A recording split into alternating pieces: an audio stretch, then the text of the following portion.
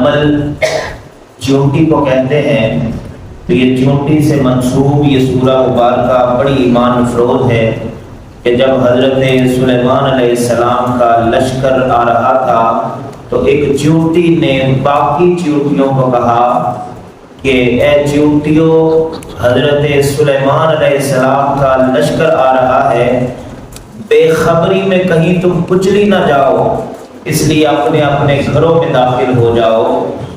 تو میں یہاں ایک جملہ کہا کرتا ہوں کہ اگر ایک چیونٹی دوسری چیونٹیوں کا خیال کرے تو اللہ اس کا ذکر قرآن میں فرماتا ہے، اے انسان، تو اگر انسان ہو کے دوسروں کی بھلائی کرے گا تو نہ صرف اس دنیا میں بلکہ آخرت میں بھی اللہ تمہارے ساتھ بھلائی کا ضرور فرمائے گا۔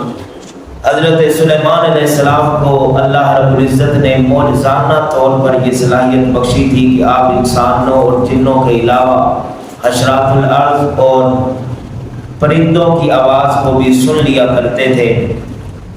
ہدہد ایک دن، یہ پرندہ ہے، ایک دن دربار میں حاضر نہ ہوا تو اس کے غائب ہونے کی، غیر حاضری کی وجہ پوچھی، تو جب وہ دیر سے آیا تو اس نے سارا ماجرا سنایا کہ میں دور جنوب کے ملک میں ایک طاقتور ملکہ کے ملک سے ہو کے آ رہا ہوں جس کے پاس بڑے وسائل ہیں، بڑے طاقتور حکمران ہیں، لیکن وہ اللہ کے علاوہ سورج کی پوجا کرتے ہیں۔ تو حضرت سلیمان علیہ السلام نے پھر اسی ہدہد کے ہاتھ ہی وہ عظیم الشان مشہور زمانہ خط لکھا جس میں آپ نے اپنا تعارف کروایا، اور خط کا مضمون بڑا شاندار تھا۔ دو الفاظ میں انہیں کہا گیا کہ دعوت اسلام قبول کرو ورنہ مقابلے کے لیے تیار ہو جاؤ۔ ملکہ جو تھی وہ بڑی فہم و فراست کی مالک تھی، اس نے اپنی طاقت پہ گھمنڈ نہیں کیا۔ وزیر مشیر بڑے کہہ رہے تھے کہ جی ہم ان کے ساتھ مقابلہ کریں گے، ہمارے پاس بڑے وسائل ہیں۔ ملکہ نے کہا ایسے نہیں ہوگا کہ جب کسی ملک پر حملہ ہوتا ہے تو بڑی خون ریزی ہوتی ہے، وہاں پر پھر بستیاں ویران ہوتی ہیں، شہر ویران ہو جاتے ہیں۔ اس نے فیصلہ کیا، کچھ تحائف بھیجے کہ بادشاہ ہمارے حق میں نرم ہو جائے گا اور ہم پر حملہ نہیں کرے گا۔ تو جب وہ لوگ گئے تحائف لے کر تو سلیمان علیہ السلام نے کہا کہ اللہ کے بندوں، مجھے ان چیزوں کی ضرورت نہیں، نہ میں لالچ کرتا ہوں، مجھے اللہ نے جو کچھ عطا کیا ہے وہ اس سے کہیں زیادہ ہے، تم اپنے تحفے واپس لے جاؤ اور میری طرف سے دعوت قبول کرو اسلام کی ورنہ مقابلے کے لیے تیار ہو جاؤ۔ تو پھر اس نے کبھی نہ بلائی، اس نے کہا مجھے ملاقات کے لیے جانا ہوگا۔ اب وہ ملکہ سبا کا ایک تخت بھی بڑا مشہور تھا، جو طاقتور لوگوں کی ایک جماعت بھی اس کو اٹھا نہیں سکتی تھی، لیکن حضرت سلیمان علیہ السلام نے خواہش کا اظہار کر دیا کہ مجھے وہ تخت چاہیے۔ تو قرآن کہتا ہے قال عفریت من الجن، ایک بڑا دیو ہیکل جن کھڑا ہوا اور کہنے لگا کہ انا آتی کا قبل ان تقوم من مقامک، آپ کی محفل برخاست ہونے سے پہلے وہ تخت آپ کے قدموں میں ہو۔ سبحان اللہ۔ لیکن حضرت سلیمان علیہ السلام نے کہا مجھے اس سے بھی پہلے چاہیے۔ تو وہاں پر ایک شخص تھا، قال الذی عنده علم من الکتاب، جس کے پاس کتاب کا علم تھا، آصف بن برخیہ کا نام آتا ہے۔ تو انہوں نے کہا کہ قبل ان یرتد الیک طرفک، اے سلیمان علیہ السلام آپ کی آنکھ جھپکنے سے پہلے وہ تخت آپ کے پاس۔ سبحان اللہ، سبحان اللہ۔ اور اس نے اپنا کمال نہیں کہا کہ ھذا من فضل ربی، یہ ہے میرے اللہ کا فضل۔ آپ دیکھیے کہ حضرت سلیمان علیہ السلام کا امتی ہو اور اس کے پاس کتاب کا علم ہو تو اللہ اسے کتنی طاقتیں عطا فرما دیتا، اور جس کے پاس قرآن کا علم ہو اور پھر وہ محمد مصطفیٰ کا غلام ہو صلی اللہ علیہ وآلہ وسلم، اللہ اسے کتنی طاقتیں عطا فرما سکتا ہے۔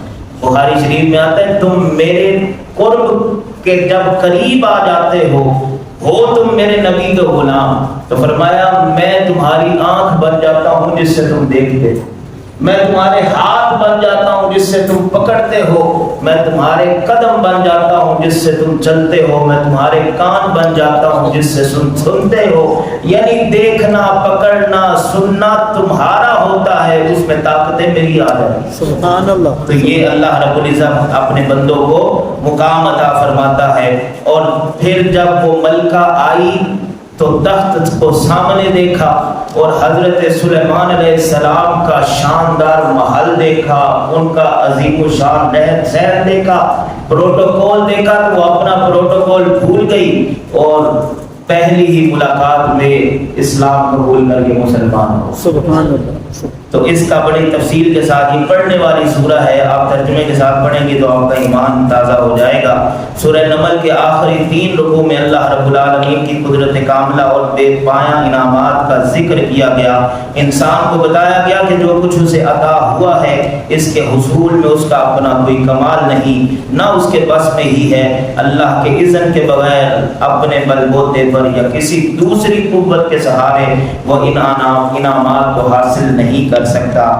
پھر سورۃ القصص کا آغاز ہوگا، اس میں بھی قریش مکہ کے اعتراضات کا جواب دیا گیا۔ حضرت موسیٰ علیہ السلام کی پیدائش کا ذکر ہے کہ کس طرح ماں پریشان ہوئی کہ جب ان کو الہام ہوا، کہا گیا کہ اس بچے کو دریا کے سپرد کر دیں، تو وہ سارا وہ منظر بھی بیان کیا گیا۔ وہ پھر بنگوڑا قصر فرعونی میں کیسے پہنچا، یہ ساری منظر کشی کی گئی۔ حضرت موسیٰ علیہ السلام کی ملاقات شیخ مدین سے ہوئی، اس کا ذکر کیا گیا۔